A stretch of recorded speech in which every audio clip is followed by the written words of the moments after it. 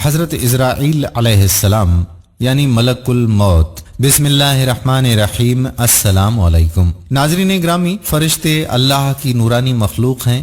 ان کو کائنات کے آغاز اور انسانوں کی تخلیق سے بھی پہلے پیدا کیا گیا ہے۔ اللہ کے 4 مشہور اور عظیم فرشتے ہیں۔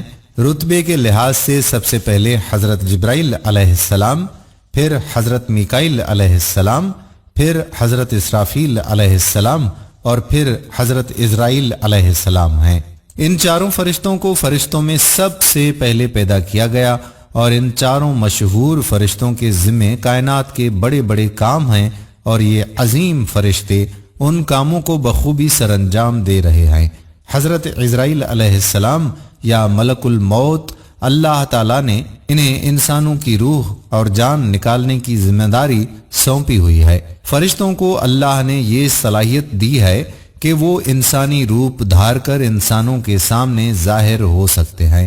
بعض روایات میں فرشتوں کا انسانی شکل کے اندر انبیاء کرام سے ملاقات کا ذکر بھی موجود ہے۔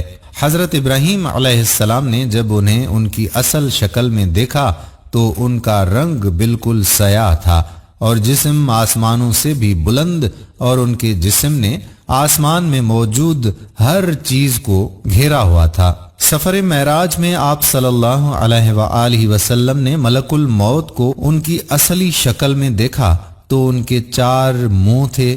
آگے والا منہ نور کا بنا تھا جس سے مومنین، صالحین اور نیک لوگوں کی روحیں قبض کرتے ہیں۔ پیچھے والا منہ آگ کا بنا ہے جس سے وہ کفار اور مشرکین کی دردناک طریقے سے روح قبض کرتے ہیں۔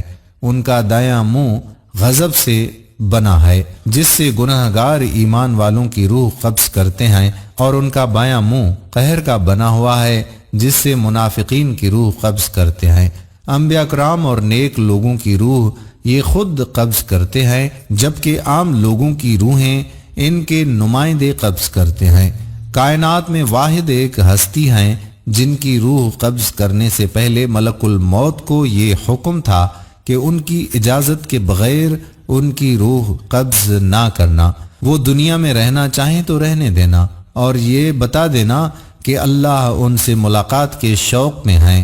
اجازت ملنے پر پیارے آقا صلی اللہ علیہ وآلہ وسلم کی روح کو قبض کیا گیا۔ حضرت موسیٰ علیہ السلام اللہ کے لاڈلے اور جلیل القدر پیغمبر تھے۔ جب ملک الموت روح قبض کرنے کے لیے حاضر ہوئے اور ان کو حکم سنایا تو حضرت موسیٰ علیہ السلام نے زوردار تھپڑ رسید کیا، اتنی زور کا کہ ان کی ایک آنکھ نکل گئی۔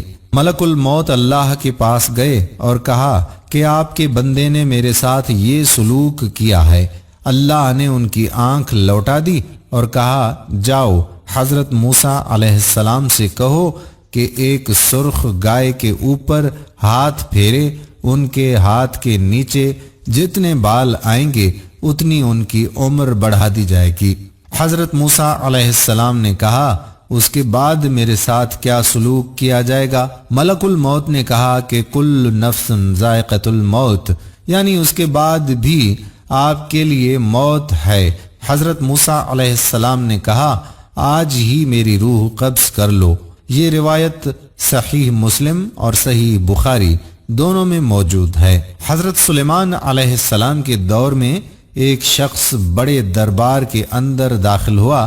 معمول کے مطابق دربار لگا ہوا تھا، مگر یہ شخص حضرت سلیمان علیہ السلام کے ایک وزیر کو بڑے عجیب و غریب انداز سے گھور رہا تھا۔ دربار ختم ہونے کے بعد حضرت سلیمان علیہ السلام نے اپنے وزیر کو بتایا کہ وہ ملک الموت ہے۔ وہ وزیر ڈر گیا کہ یہ میرا آخری وقت ہے۔ وزیر نے حضرت سلیمان علیہ السلام سے کہا کہ یہاں کتابیں ہیں، آپ مجھے حکم دیں کہ انہیں ہندوستان کے سرزمین میں پہنچا دوں جو یہاں سے کئی دن کی مسافت پر ہے۔ حضرت سلیمان علیہ السلام نے اجازت دی۔ اگلے روز ملک الموت دوبارہ حاضر ہوا۔ حضرت سلیمان علیہ السلام نے ان سے پوچھا کہ آپ میرے وزیر کو ایسے کیوں گھور رہے تھے؟ ملک الموت نے کہا، مجھے اللہ کی طرف سے اجازت ملی تھی کہ اس شخص کی ہندوستان کی سرزمین میں روح قبض کروں جو یہاں سے کئی دنوں کی مسافت پر ہے، لیکن یہ شخص آپ کے دربار میں موجود تھا، لیکن میں یہ سوچ رہا تھا کہ یہ شخص کل تک ہندوستان کی سرزمین میں کیسے پہنچے گا، لیکن میں اسی شخص کی روح قبض کر کے واپس آ رہا ہوں۔ اس سے یہ واضح ہوا کہ انسان نہ موت کو روک سکتا ہے نہ ملک الموت کو، وہ چاہے دنیا کے کسی بھی کونے میں ہو۔ قیامت کے روز جب شیطان جہنمیوں کو جہنم تک پہنچا دے گا اور نیک لوگ جنت کی طرف داخل کیے جا رہے ہوں گے، تب وہ سمجھ چکا ہوگا کہ اس کا بھی وقت قریب آ چکا ہے، اور وہ جہاں جہاں چھپنے کی کوشش کرے گا ملک الموت وہاں پہلے سے موجود ہوں گے، وہ موت سے کسی طرح بھی بچ نہیں پائے گا۔ اس طرح اس کی روح کو بھی حضرت عزرائیل علیہ السلام قبض کر لیتے ہیں۔ ملک الموت کو ہی یہ ذمہ داری کیوں دی گئی؟ اس کے پیچھے ایک واقعہ موجود ہے کہ جب حضرت آدم علیہ السلام کو تخلیق کرنے کا وقت آیا، اللہ نے حضرت جبرائیل علیہ السلام کو حکم دیا کہ کسی کونے سے خاک لے آؤ۔ حضرت جبرائیل علیہ السلام مٹی اٹھاتے ہیں جہاں اس وقت خانہ کعبہ موجود ہے، تو مٹی نے کہا، خدا را مجھے نہ لے جاؤ، اور قسم دی کہ اس سے جس خلیفہ کو تخلیق کیا جائے گا اس کی اولاد بہت گناہگار پیدا ہوگی اور اس پر اللہ کا عذاب بھی ہوگا۔ حضرت جبرائیل علیہ السلام بغیر مٹی لیے لوٹ آئے۔ اسی طرح حضرت میکائیل علیہ السلام اور حضرت اسرافیل علیہ السلام بھی بغیر مٹی لیے لوٹ آئے۔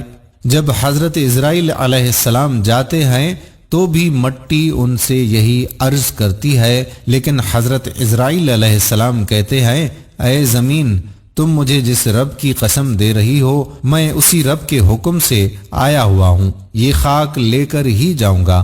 تو اللہ تعالیٰ نے حضرت عزرائیل علیہ السلام سے فرمایا کہ اے عزازیل، تمہارا دل ان معاملات میں بہت سخت ہے کہ تم کسی شخص کے ماتم بنانے پر یا قسم دینے پر یا پھر روتا دیکھ کر اپنا فیصلہ بالکل نہیں بدلتے، لہذا اس خاک سے پیدا ہونے والی مخلوق کے روح کو قبض کرنے کی ذمہ داری اب سے تمہاری۔ تو حضرت عزرائیل علیہ السلام نے کہا، اے اللہ، آدم کی اولاد مجھ سے نفرت کرے گی۔ اللہ نے سمجھایا کہ فکر مت کرو، میں ہر شخص کی موت کی وجہ مقرر کروں گا اور وہ خود کو اس کا قصوروار جانیں گے، نہ کہ تمہیں۔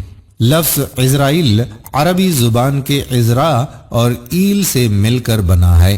عزرا کا مطلب بندہ اور ایل کا مطلب خدا ہے۔ قیامت کے روز ہر زندہ چیز فنا ہوگی۔ اس روز اللہ 3 بار پکارے گا، آج کے روز کس کی بادشاہت ہے کوئی میری برابری کا بندہ؟ تمام دنیا فنا ہو جائے گی سوائے 4 فرشتوں کے۔ حضرت عزرائیل علیہ السلام ایک ایک کر کے سب کو فنا کر دیں گے۔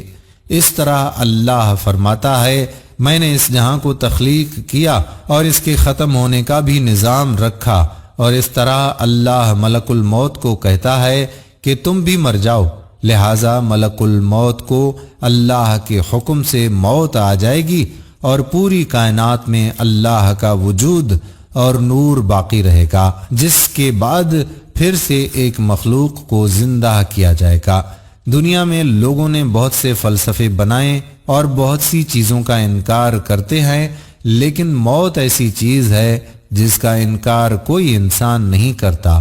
دنیا نے بہت ترقی کی لیکن موت کا علاج نہ ڈھونڈ سکا۔ تمام تجربات کے بعد اسے پتہ چلا کہ کل نفس ذائقۃ الموت، ہر ذی نفس کو موت کا ذائقہ چکھنا ہے۔ موت کسی بھی وقت کہیں بھی آ سکتی ہے۔ سوچیں کہ ہم نے اس کے لیے آج کتنی تیاری کی ہے۔ اللہ ہمیں موت کی تیاری اور نیک عمل کرنے کی توفیق عطا فرمائے۔ آمین ثم آمین یا رب العالمین۔ دوستو، ہم امید کرتے ہیں کہ ہماری آج کی ویڈیو بھی آپ کو ضرور پسند آئی ہوگی۔ اگر ویڈیو پسند آئی ہے تو اپنے دوستوں احباب کے ساتھ شیئر ضرور کیجیے گا۔ آنے والی ویڈیو تک اپنے میزبان قادر کلہوڑو کو اجازت دیجیے۔ اللہ حافظ.